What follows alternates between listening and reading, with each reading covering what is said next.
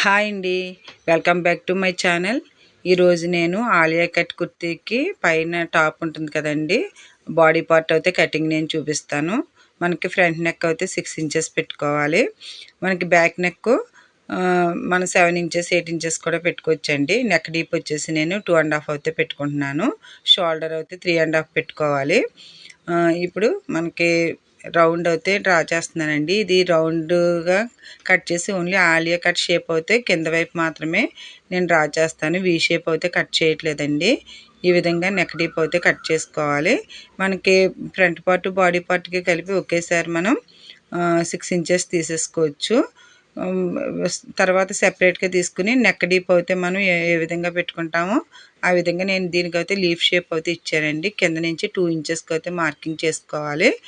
మనకి 2 ఇంచెస్కి మార్కింగ్ చేసుకుని ఈ విధంగా క్రాస్గా అయితే ఒక షేప్ డ్రా చేయాలండి. ఈ విధంగా డ్రా చేసిన తర్వాత ఇది కట్ చేస్తే మనకి ఫ్రంట్ సైడ్ మోడల్గా ఆలియా కట్ షేప్ అయితే వస్తుంది. Thank you friends. మా వీడియో కనుక మీకు నచ్చినట్లయితే మా ఛానల్ని సబ్స్క్రైబ్ చేసుకోండి, లైక్ చేయండి, షేర్ చేయండి. ఈ కుర్తీకి మనం మోడల్ అయితే ఈ విధంగా చేస్తున్నాం.